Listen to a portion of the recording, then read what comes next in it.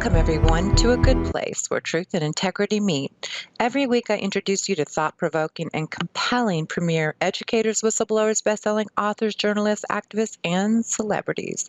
And they all have one thing in common. They are people of truth and integrity, and many are considered modern-day heroes. Well, who am I interviewing today?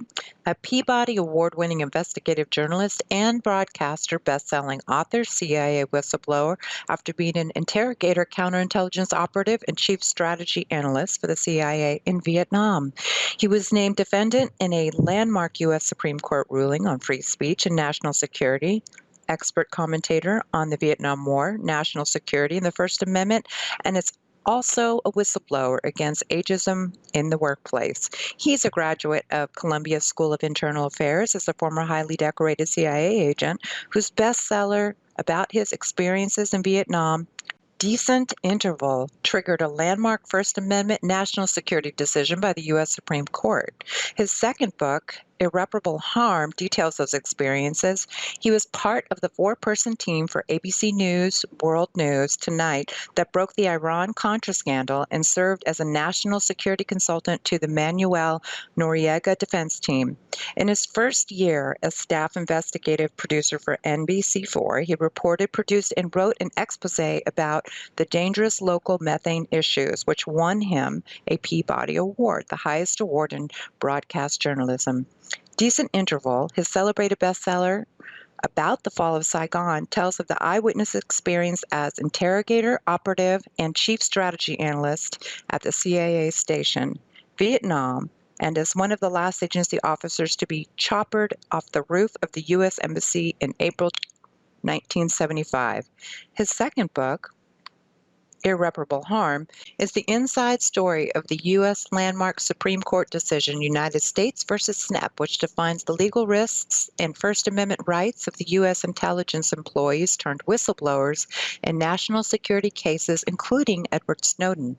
In his subsequent 30-year career as an investigative journalist, Snepp has been on the leading edge for some of the most important stories of the era, including Iran-Contra, the October Surprise, and Monica Lewinsky scandals, the intelligence crisis in Iraq and Iran. He exposed major environmental and construction hazards and political corruption in Southern California and investigated the abuses of children and the elderly.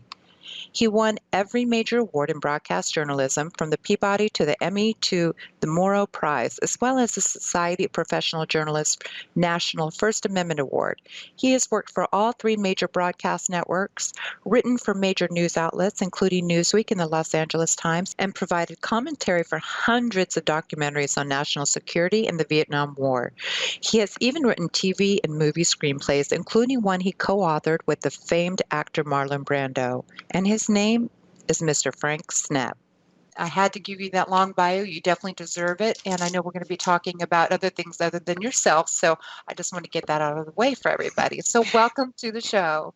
Good morning or afternoon, depending where you are. Or evening. We have a global. Or evening. And that introduction simply illustrates that I'm somebody who can't keep a steady job and who gets into a lot of trouble from being too curious. Today's headlines, as you and I have been discussing off air, bring into focus a lot of issues and, in fact, in some cases, remind me of issues that I was dealing with years ago: accountability, presidential or the oversight of the presidency, congressional oversight, whistleblowing, on and on and on. But that's my comeback to you after that introduction. So why don't you tell me where you want to go from let's here? go. We'll go back to that. We'll circle back. We'll go back to that here in a little bit. But one of the first things I wanted to discuss, because this is very intriguing to people, is what one of your first jobs was and your job title and what you did for the CIA. Is there a spy school, and also the interrogation tactics? I think that's very interesting to my listeners. I was recruited by the CIA out of Columbia University School of International Affairs. It was the last year the agency did covert recruiting on campus, 1968. Columbia was in chaos. That was the year of the Strawberry Rebellion. The professor who recruited me said that I was too dumb for the State Department, but how would I like to be a spy? And it would keep me out of Vietnam. All of that sounded very attractive. I was promptly recruited, put through training, and wound up in Vietnam for 5.5 years. And in the course of my assignments there, from 1969 to 1975, simply by dint of the fact that so few CIA people wanted to go to Vietnam in those years, I rose steadily, even though I was totally ill-equipped and undertrained for any job there. I didn't speak Vietnamese, I did speak French, but I was a go-getter. And I reminded every ambassador or CIA station chief of his favorite wastrel son. So I was quickly embraced and promoted. I became an interrogator. I was assigned to interrogate the most important communist agent and cadre we had ever captured. His name was Nguyen Van Thai. He was a very bad dude, but a highly motivated character. He had been tortured for 2 years before I took over his interrogation. I made him famous because I wrote about this case after I left the agency. He had been kept in a snow-white room for many years in isolation, sensory deprivation. He hadn't seen the light of day for much of that period. He was, in fact, to be the model for Viet Thanh Nguyen's The Sympathizer, which is a Pulitzer Prize-winning book that is in circulation now. I was the basis for the author's bad guy, and also the guy I interrogated was the model for The Sympathizer. The interrogation techniques that we used, which were mainly sensory deprivation, which means keeping somebody disoriented, awake much of the time, were fairly effective in disorienting the prisoners. They were not effective in generating strategic intelligence, as I quickly made clear to my superiors, and I tried to ease the treatment of my prisoner. When I was not dealing with him, he was tortured by his South Vietnamese jailers. Torture does not work. It does not produce strategic intelligence. A real interrogation is like a love affair. You have to induce the subject into identifying with you. I used poetry, and this will sound very strange to your listeners, but I was a student of Mallarmé, the French poet, when I was in college, and the prisoner I was interrogated spoke French, and so in certain instances we were able to deal with each other by talking about poetry. And in this way, I was able to establish a rapport, which ultimately turned out to be fairly effective in breaking down his defenses. That's the only way it can be done if you're trying to get at strategic intelligence. That's information that requires more than simply identifying where the bad guys are. I've written extensively about interrogation techniques and how they should be pursued. And unfortunately, the lessons I learned have not been passed along, as we know from recent experiences in Iraq and Iran and so forth, and the rendition programs of the CIA. But that's one of the problems of the intelligence business. The same lessons often are learned over and over again in the worst possible way. So that's how I got into the agency, how I got into interrogations. I also wound up as the principal CIA analyst for North Vietnamese affairs right up to the last days of the war. And I got into a battle with the ambassador over what my sources were telling me were what the communists were going to do, which was to take Saigon. Instead, the ambassador fed on wishful thinking, his own and others, and decided that there was a last chance for a negotiated settlement. That's one of the reasons the evacuation turned out so badly. I left the agency because we had left so many of our agents behind. I wrote a book about what I had experienced. That became the focus of the Supreme Court ruling you talked about. And that ruling stands for this: the enforceability of secrecy agreements, even when they don't apply to secrets. And it's even now being used, this precedent, against Snowden, Edward Snowden, for his own book about his experiences in the intelligence world. He's been deprived of all of his profits from the book under the Supreme Court ruling in my case. National, or I should say, non-disclosure agreements are enforceable even outside the intelligence community because of the ruling in my case. So very quickly, in just the past few minutes, I've covered the waterfront where I'm concerned, and I'm sure totally confused your listeners. But in any case, as I said, I'm someone who has not been able to keep a steady job, so my record is a bit ragged. Well, you're falling up, not down, if you understand that statement. Your jobs seem to progress and tend to work out better. So one of the things I wanted to ask you is, you did become a whistleblower, and you have, you briefly touched upon Edward Snowden. What are your thoughts about whistleblowing today and the protections that are standing? Because we've discussed off air that there needs to be some changes in order to protect whistleblowers. And I know if they became stricter, some of the laws governing some of the whistleblower policies became stricter because of you.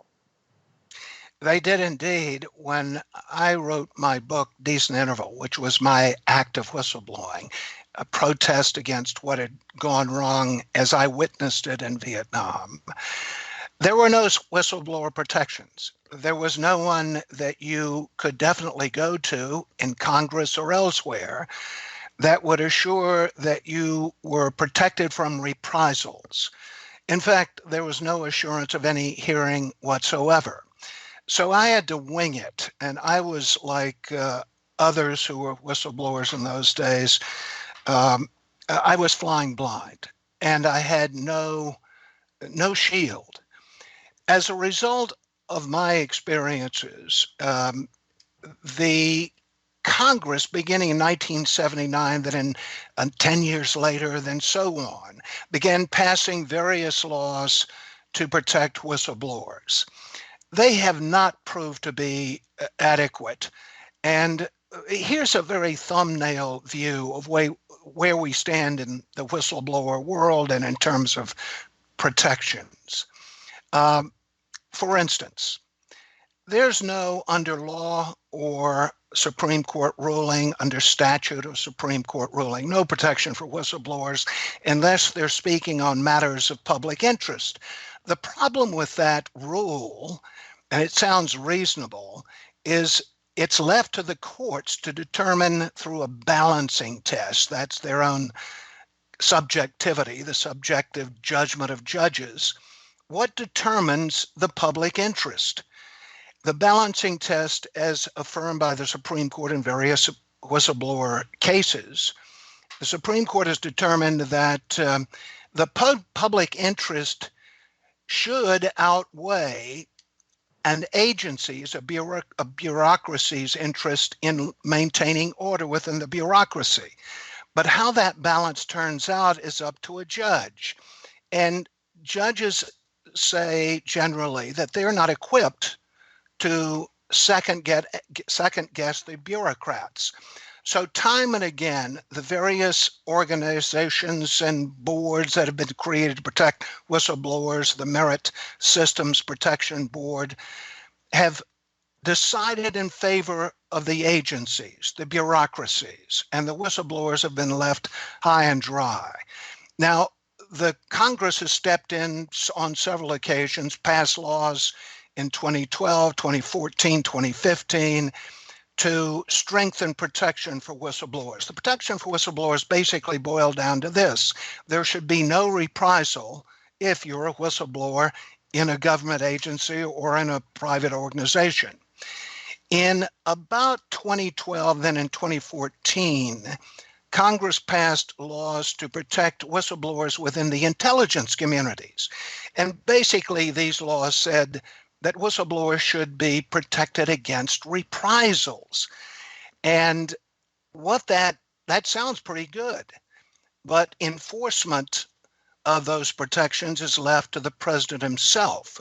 So if a whistleblower, as in the current crisis, is blowing the whistle on the president can very arbitrarily withhold protections.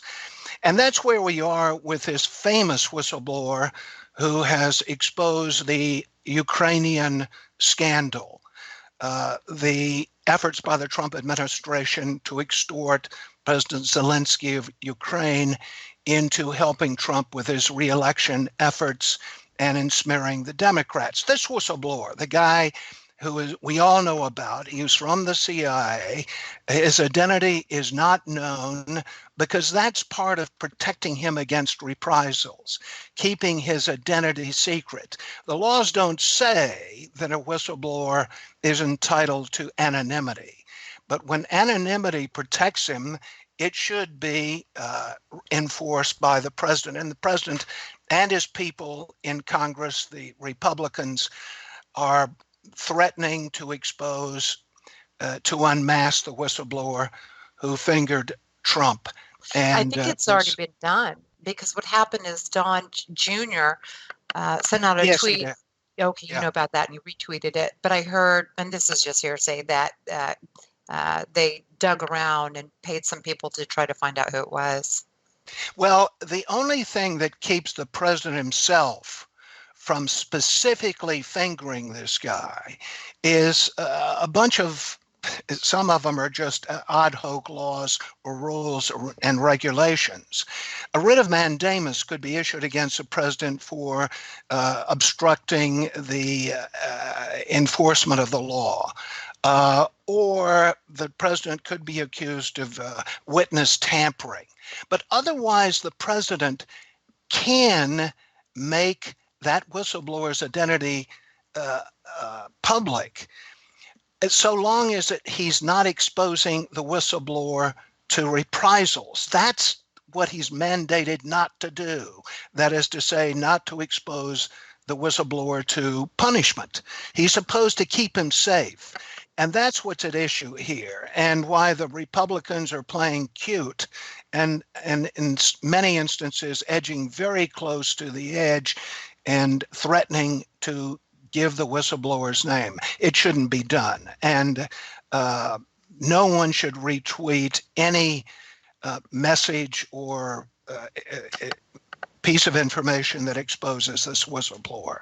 It would be a disservice to him. But the main thing is that whistleblowing is a blood sport. And if you decide to blow the whistle on your private employer or on a government agency, you are in for it. The remedies are very, very slight. The way you can protect yourself, the Merit Systems Protection Board was created to protect whistleblowers. It's the agency to which you appeal if you're in government and have a complaint against your government employer. But time and again, that board has ruled against whistleblowers in favor of the government agency, in fact, almost overwhelmingly. And that's the reason Congress has stepped in and tried to clean up the picture, but not very effectively. So whistleblowing remains extremely dangerous. And the current whistleblower at the center of the Ukraine scandal is not out of the woods, although he has some very good lawyers. Good lawyers do help. That is important. And it was concerning to me because it was the president's son. So it was really, it sets him up to all kinds of problems, not just legal problems, but everything that happens online and the threats and everything else, not just from the government, as I mentioned, but from the public. Oh, it's outrageous. And the president's son is absolutely running counter to the spirit of the various whistleblower laws. If you are a whistleblower or would-be whistleblower, I would commend you to the Government Accountability Project, a nonprofit organization that helps whistleblowers navigate the legal thickets that they face. And it's probably the best protection you have, this particular nonprofit, the Government Accountability Project. But what the big problem with the Trump administration, sort of the basic problem, is it's totally allergic to any kind of accountability. And that means it will take a swing at a whistleblower. It will mount kill operations, which are in the headlines once again, with the killing of Soleimani in Iraq just in the past day. When the president can operate without any accountability with respect to whistleblowers, with respect to foreign policy, then we are in an extremely dangerous situation. And I think that's the reason that the killing of Soleimani is so troublesome, because this is an operation that was undertaken by the president unilaterally without any forewarning to Congress or the overseers in Congress. A president who is not subject to accountability cannot be held to the whistleblower laws or to any of the existing statutes and regulations covering targeted killings or assassinations, and on and on and on. Agreed.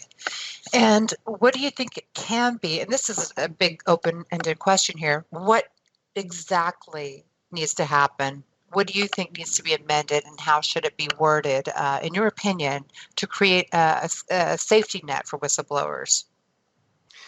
Well, the main thing that needs to happen is that the president, his role in protecting whistleblowers has to be supplemented. The president basically is required to provide enforcement of the whistleblower legislations, the Whistleblower Protection Enforcement Act of 2012, the Intelligence Authorization Act of 2014, the enforcement of the non-reprisal requirements to protect whistleblowers.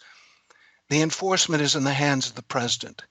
That has to be supplemented. Congress has to take a much more active role in protecting whistleblowers, and that requires a new set of statutes. But again, this particular Congress, and if Trump were reelected, the president, the White House, would be adverse to making improvements in this direction. Obama did, and others have in the past, even the Bush administration, but it's very slow going. Whistleblowers are the policemen for the government, the last line of protection for the citizenry. And what the whistleblower does runs absolutely counter to the theory of the presidency that the Trumpites hold, which is that the presidential powers are endless under Article 2 of the Constitution, and that the president shouldn't be subject to oversight. So anything that imposes oversight, including more effective whistleblower legislation, is anathema to the current Republican Party and the president himself. And one thing you mentioned earlier in the interview, you mentioned that Edward Snowden was stripped of the profits from his book, and that also happened to you. The Supreme Court ruling in my case, which came down in 1980, established a precedent which is being used against Snowden. And which is used, in fact, it's one of the punishments. It's a civil law. It was a civil law ruling, not a criminal penalty. And it is a remedy that is used against people who stand up and whistleblow in print. And that's what Snowden did with his recent autobiography. And the Trump administration, citing the ruling in my case, decided that Snowden's book had created uncertainty among our allies as to whether or not the U.S. government could protect secrets. Therefore, he should be stripped of all of his ill-gotten gains. That's the profit from his book. That's what happened to me. All the profits from my my book, Decent Interval, which was about Vietnam, they were forfeit to the government and continue to be. My book has been subject to all sorts of movie projects. Every time it is, whatever I might earn from that project is forfeit to the government. That is true of Snowden. That is true of a guy named Boissonet, who wrote No Easy Day about the Osama bin Laden killing. And it's a... Hold your thought. We'll be right back You bet. after this commercial.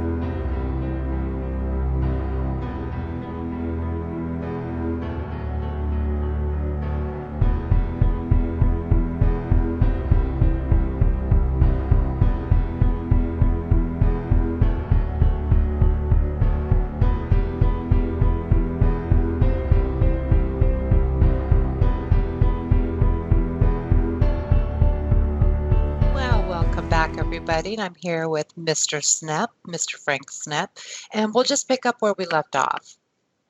I was simply saying, Ella, that a number of people who work for the government and for the U.S. military have written books without the approval of their superiors.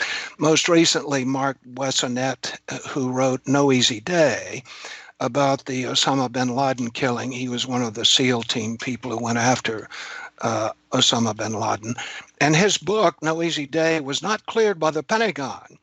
And the ruling in my case, the Supreme Court ruling in U.S. versus Frank Snepp, was used against him to deprive him of all of his ill-gotten gains. In his case, I think it was millions of dollars that he'd made in book profits. And the same, as I was saying, the same ruling is being used against Snowden for his recent autobiography. The interesting thing about the ruling in my case is that the government never accused me of publishing any secrets. And in fact, and this will sound a little strange to your viewers, the government is not claiming that Snowden did in his book. They're simply saying that the act of publication without clearance was sufficiently damaging to the United States to require that the author, Snowden, in Snowden's case, my case, that we give up everything we'd earned on the book, and that we be muzzled for life. Everything I write about intelligence must be cleared by the CIA, and theoretically the same is true of Snowden. So it provides, the ruling in my case provides a blunderbuss that can be used to punish people, again, who whistleblow in print. And it's another avenue by which the government curtails those or limits the options of those who would point the finger at wrongdoing by government officials. Mm-hmm. And recently, Snowden had tweeted something to the effect that he stated that they may have stolen his money, but they did not take the knowledge he has already shared and the information given to us that basically just discloses surveillance on a mass scale, which is against our constitutional rights. Well, one of the things that is most troubling about the government's lawsuit against Snowden is that there's a little provision in the lawsuit that mentions that his agents may be subject to financial penalties as well. That means people who made money off of helping him get into print, potentially his publisher, certainly his agent, any lawyer who brokered the book contract. They might also, under the government's theory, in his case and in my case, they could be deprived of their profits and ill-gotten gains too. And that may sound a little mundane to the average viewer, but imagine if you could punish a publisher, be it the New York Times or Random House in my case. I forget who is Snowden's publisher, but in any event, what if you were able to deprive the book publisher of everything they made off of the book? That is possible under the theory the government used in the precedent-setting case against me. So that would be a huge deterrent to publishers embracing controversial authors who might get into trouble with the government and be accused of breaching secrecy or confidentiality agreements. I wanted to point out again, the ruling in my case was not based on any allegation that I had betrayed secrets. Any revelation I made without government approval was impermissible. And that's exactly the same theory that the government is pursuing against Snowden, again, using the ruling in my case. So it's very scary. And the ruling in my case also stood for the enforceability of non-disclosure agreements. And as we know, Trump himself has used non-disclosure agreements to keep the lid on all sorts of scandal, having nothing to do with national security, but with his own sexual exploits and so on, anything that's embarrassing. I want to come back to one thing about Snowden. I have personal problems with Snowden because I believe with Daniel Ellsberg that whistleblowers should stand and face the music where they commit their act of whistleblowing in the United States. I think that's part of the game. It's one thing to expose government secrets. It's another thing to expose government secrets and then hightail it to foreign shores. I stayed here and faced the music, and I was facing uncertain music because the government considered going after me with the espionage statutes and decided instead to use civil law and to pursue financial remedies against me. But I do believe that whistleblowers, and I think Dan Ellsberg agrees with me, should stand and make their fight in the United States, because that's part of the obligation that comes with whistleblowing. You can kick against all the bad law and bad guys you want to, but I think that once you do that, you owe it to the law to stay and fight it out in court. Granted, Snowden would face great many problems. He's also facing prosecution under the espionage laws, so that his case is enormously complicated, and he does face many penalties. No, go ahead, please. I was just going to say, what about people grouping together to whistleblow? I mean, why hasn't? Well, that has happened to some extent with Bill Binney and yes, various other. So that has happened. Do you think that's a better plan? Yes, I do. And as a matter of fact, I'm glad that there are various law firms in Washington and the Government Accountability Project who, excuse me, who are willing to take on class action lawsuits mounted by whistleblowers, because very frankly, it's impossible to go up against the government. It's extremely costly. It takes up your every waking moment. And in my case, I was totally impoverished. I was thrown into the streets when the Supreme Court ruled against me in 1980.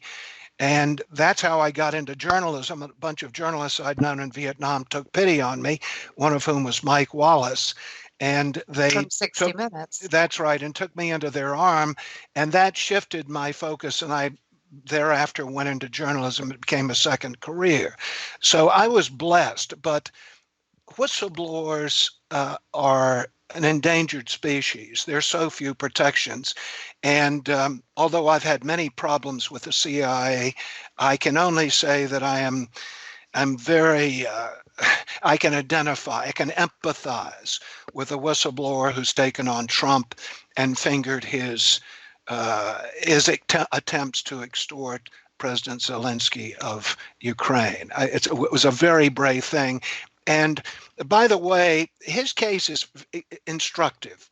He filed his complaint once he listened in or learned of Trump's call to President Zelensky, the extortative call where Trump tried to get him to do certain favors for Trump in exchange for aid from the United States already appropriated.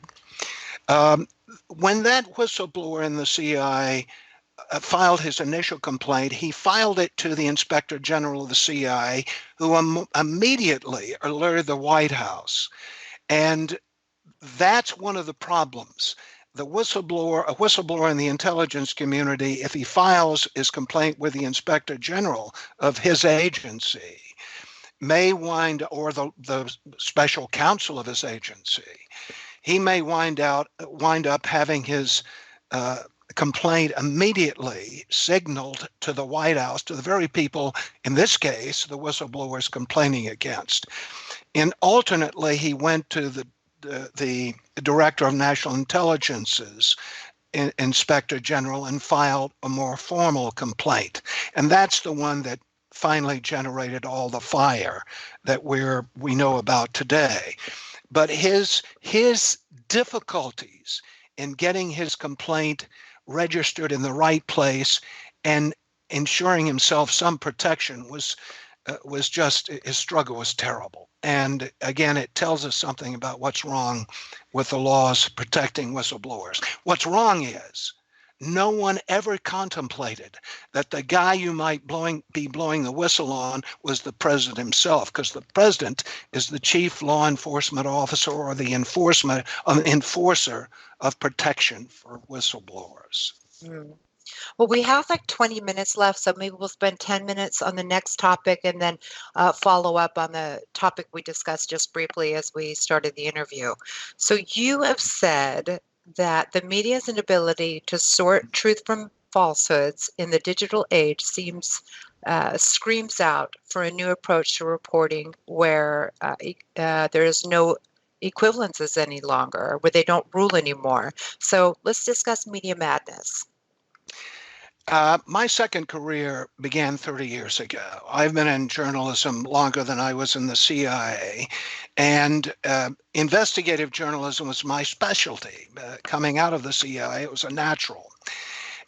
Investigative journalism has altered significantly over the years, and one of the reasons it's become more difficult is that counter-narratives can immediately, as everyone knows, can immediately be circulated and validated through repetition on the internet. And that's changed the dynamics absolutely. At the same time, corporations and the government have become much shrewder in making it very, very difficult for investigative journalism to thrive. There is, in fact, here in Los Angeles, an organization that represents large corporations against investigative journalists. And it's headed up by and staffed by this organization, this company, by former investigative journalists. And if you, for instance, if I'm preparing a story that might go after a large corporation, they simply hire this company, and immediately the company will begin calling whatever network I'm working for, be it NBC, CBS, whatever, calling the management and saying, you've got an investigative reporter, doesn't know what he's doing, and stomp him or we're going to sue you. We'll sue you again and again and again, making it almost impossible for any story that is the least bit controversial to get on the air without threat of extremely costly litigation. Corporations are becoming adept at this. When I was doing a major piece on the Staples Center in downtown Los Angeles, I found out that the fire protections were not properly permitted, that is, inspected by the city, and therefore were not certifiably safe and effective. That was the focus of my investigation. The people who own the Staples Arena, the Anschutz Entertainment Group, a huge conglomerate which is spread across the world and owns many entertainment venues, it sued me and NBC. It sued me personally.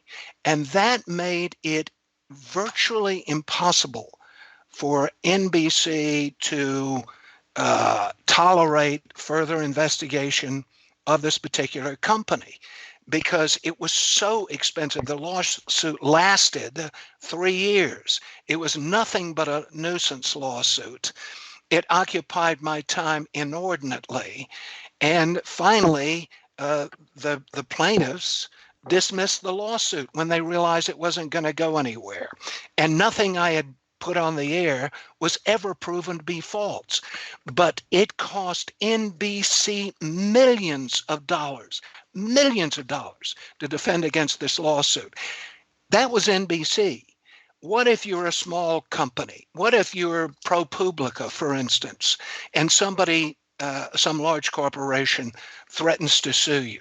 Uh, you can't afford the legal fees. You can't afford simply fending off the lawsuits. That's one of the reasons it's now so difficult to pursue major investigative stories. At the same time, we have a president who loves to sue, to bring libel suits. Time and again, when a journalistic outfit has threatened to go after Trump, he's threatened to sue them uh, in under libel law. Those are nuisance lawsuits, but nonetheless, they are for a corporation, even with a bottomless pit of money, a deterrent. So good investigative journalism is a high risk under enterprise, very, very costly.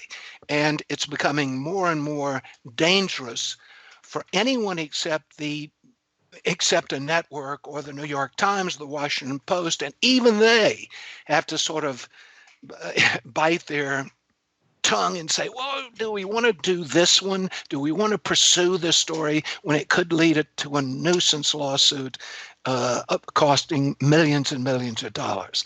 They have to ask themselves whether it's worth it.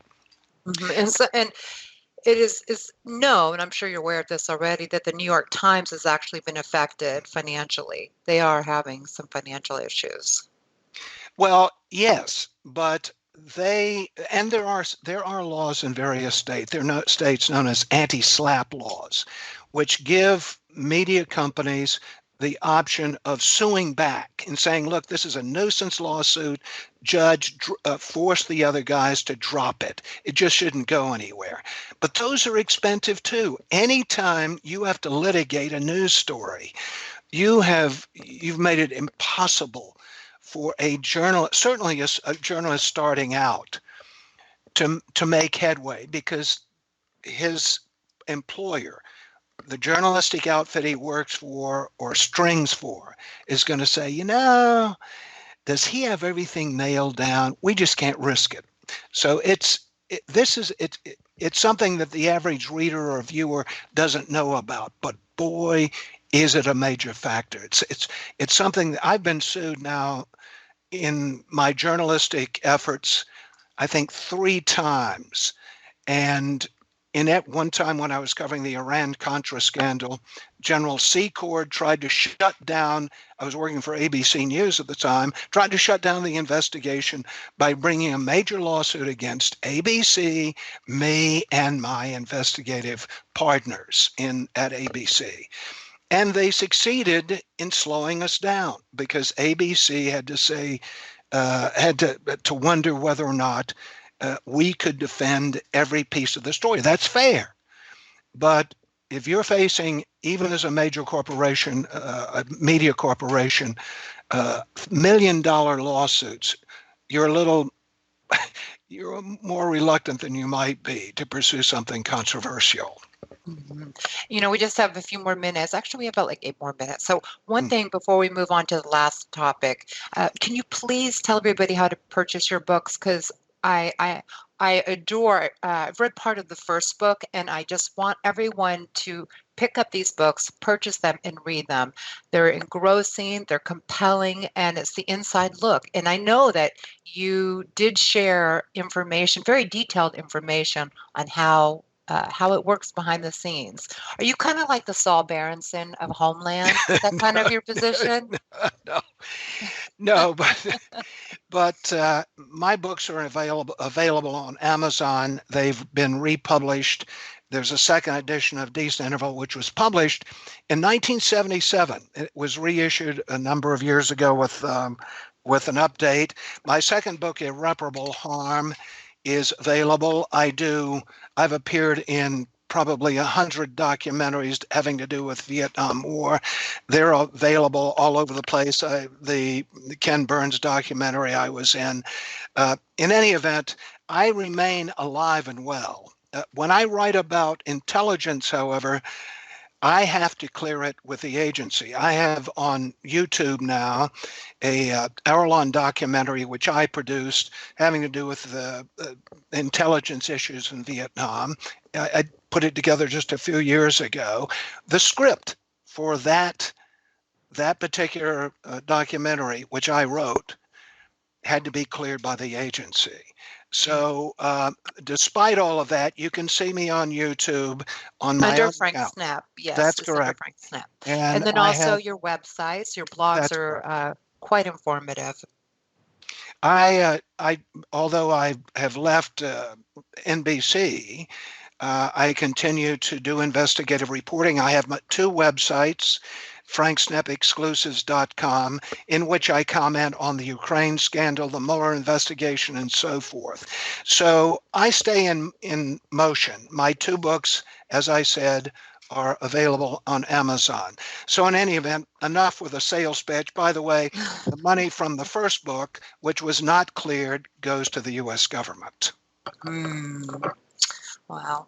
Maybe, I guess that's another topic, another conversation, I should say. So this last topic, what's happened yesterday? You know, basically there was a bombing using against the island. I guess it's in Sala, at a staging area. And so let's discuss that a little bit. It was like what, 2 tons or 20 tons? I can't find my notes on that. I Well, on that. what happened was the U.S. Joint Special Operations Command fired, I believe, two drones and killed Soleimani, who was the head of the Quds uh, terrorist network run by Iran inside Iraq. Soleimani was one of the most notorious spy masters in the Mideast, and he was a bad guy. He was a very, very dangerous fellow. Two administrations, the Bush and Obama administrations, had refrained from going after him and killing him for fear that killing him, and he is a very high-ranking member of the Iranian government. He headed their spy organization and was probably the second most powerful man in Iran. Killing him wasn't like killing Osama bin Laden. It was like killing a member of what was killing someone who was a representative, an official of an established state. And it involved all sorts of legal problems and issues having to do with whether the United States can assassinate somebody, targeted killing. We've been trying to come to grips with the idea of targeted killing, that is, use of drones to go after our adversaries ever since the Iraq War. And it's now under Obama, targeted killing by drones became highly controversial and frequent. But there were a series of constrictions that the Obama administration observed.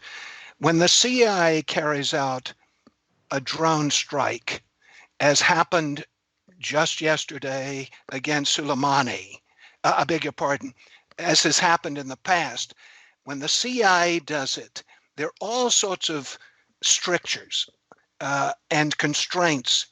The CIA is obliged, the president is obliged to write a finding justifying it. He's obliged to report to the Congress, to the Gang of Eight, if he doesn't report to the intelligence committees. So there is accountability when the CIA does it. When the Joint Special Operations Command, the military does it. And here I want to emphasize, they did the strike yesterday. The oversight requirements, the accountability requirements disappear. The president does not have to seek or alert Congress in advance. He can undertake it under the existing authorization for the use of military force in Iraq statute, which was passed or resolution passed in 2002. And he doesn't have to report in advance to Congress. So the strike yesterday was a hit on a person who belonged to a hostile government in Iran And it is not covered by the kind of regulations and oversight provisions, transparency provisions that would cover drone strikes undertaken by the CIA alone. This sounds very complicated, but bottom line, President Trump did not have to alert Congress in advance, much less seek authorization for what he did. This is a president who has already demonstrated his contempt for any kind of accountability. He's done it time and time again.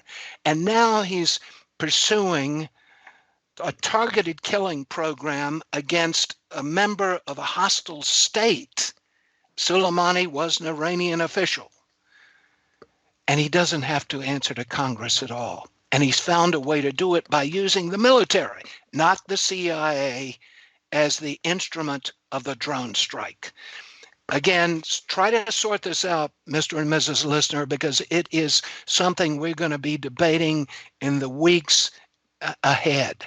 The Democrats are right to be up in arms about the way this was undertaken, because there are no set provisions for accountability, for letting Congress know what went on, because it was undertaken by under an existing resolution, 2002, and it was undertaken by the Pentagon. If it was undertaken by the CIA, they would be very strict. Well, we're out now. Frank, thank you so much for this incredible interview. And remember, if we each do a little for freedom and liberty, we will accomplish a lot. Thanks everybody for listening.